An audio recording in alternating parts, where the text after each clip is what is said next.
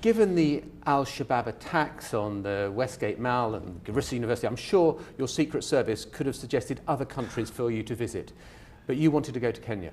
Well, I think it is important, first of all, that the President of the United States underscores our commitment to partnering with countries around the world and that we're not intimidated by terrorist organizations.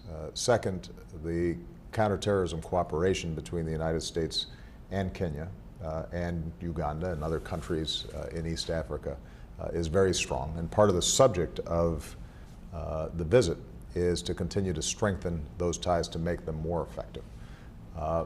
Third, as I wind down my presidency, I've already had a number of visits to Africa, but this gives me an opportunity to focus on a region that I have not been visiting as president, and I'm also going to have the opportunity to talk to the African Union, so I'll be the first U.S. president to not only visit Kenya and Ethiopia, but also to address the continent as a whole, building off the African summit that we did here, which was historic and has, I think, deepened the kinds of already strong relationships that we have across the continent. And you're going to talk about entrepreneurship at the summit in Nairobi. Is there any link between security and entrepreneurship? I think there is.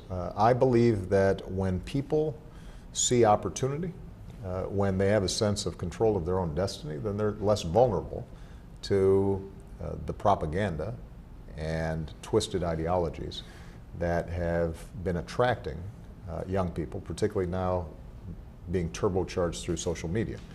And a while back, when we started looking at strategies to reach out to the Muslim world, to reach out to developed countries, a common theme emerged, which was people are not interested in just being patrons or being patronized and being given aid. They're interested in building capacity.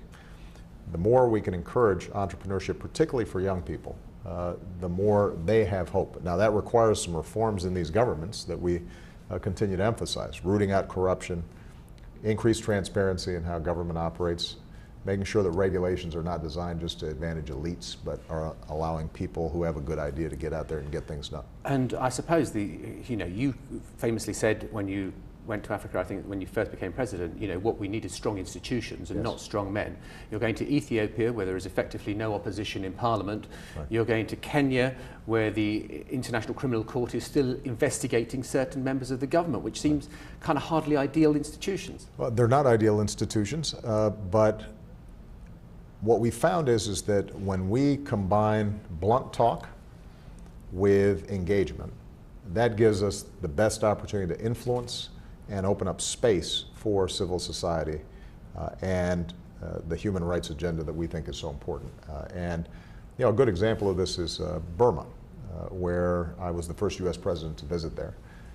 At a time when we saw some possibility of transition, by the time I landed in Burma, it is not a liberal democracy by any means, and there were still significant human rights violations taking place. But my visit then solidified and validated the work of dissenters and human rights activists, and that has continued to allow them to move in the direction of democracy. So our view is, in the same way that I visit Russia, in the same way that I visit China, even when we know that there are significant human rights violations taking place, we want to make sure that we're there so that we can have this conversation and point in a better direction. Well, haven't the Chinese got there first in Africa? You're going to go to the African Union building, which was built with Chinese money. You're going to travel along Chinese-built roads. You're going to go past endless Chinese traders on those roads. Well, what is true is that China has, over the last several years, because of the surplus that they've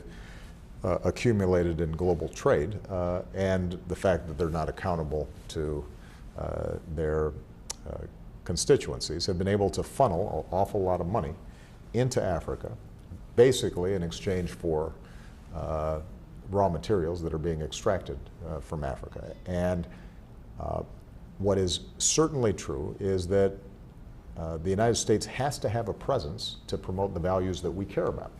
We welcome Chinese aid into Africa. We think that's a good thing. We don't want to discourage it. As I've said before, what I also want to make sure, though, is that that trade is benefiting the ordinary Kenyan and the ordinary Ethiopian and the ordinary Ghanaian, and not just a few elites and the Chinese who then get the resources that they need. And I think that we can help to shape an agenda where China, Europe, and the United States are all working together in order to address some of these issues. I'm going to suggest there may be one other difficult issue when you're there, and that's the issue of homosexuality, gay marriage after the Supreme Court ruling. I mean, the Deputy President in Kenya, who you're going to meet, Mr. Ruto, he said, "We have heard that in the US they have allowed gay relations and other dirty things." Yeah.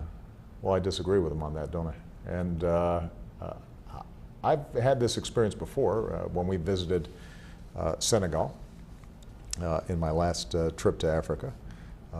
I think that the president there, President Sall, is doing a wonderful job in moving the country forward, a strong Democrat.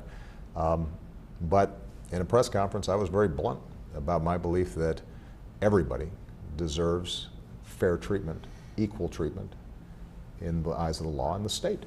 And that includes gays, lesbians, transgender persons. I am not a fan of discrimination and bullying of anybody on the basis of race, on the basis of religion, on the basis of sexual orientation or gender.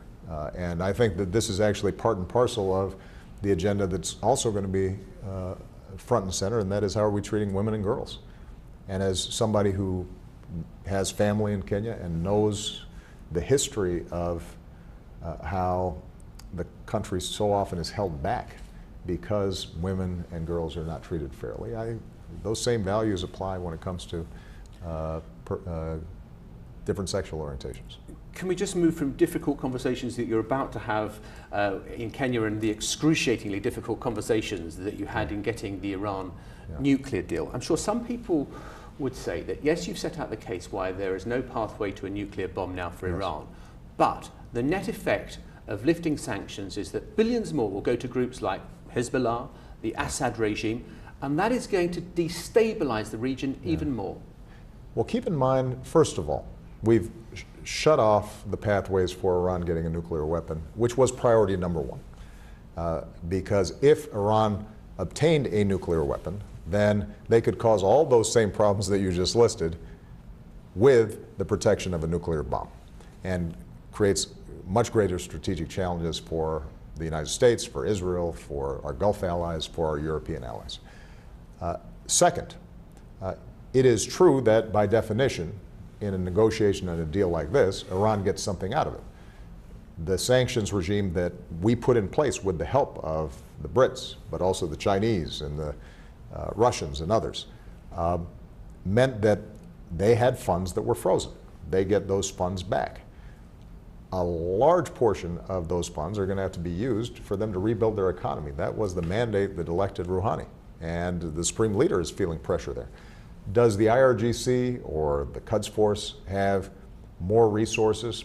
Probably, as the economy in Iran improves. But the challenge that we've had when it comes to Hezbollah, for example, aiming rockets into Israel, is not a shortage of resources.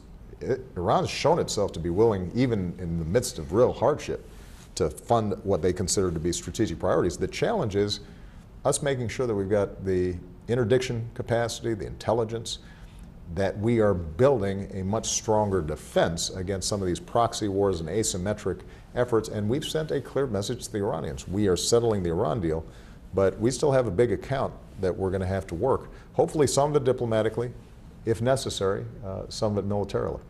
And you've had an intense campaign to sell the argument, which you've set out with great confidence. Yes.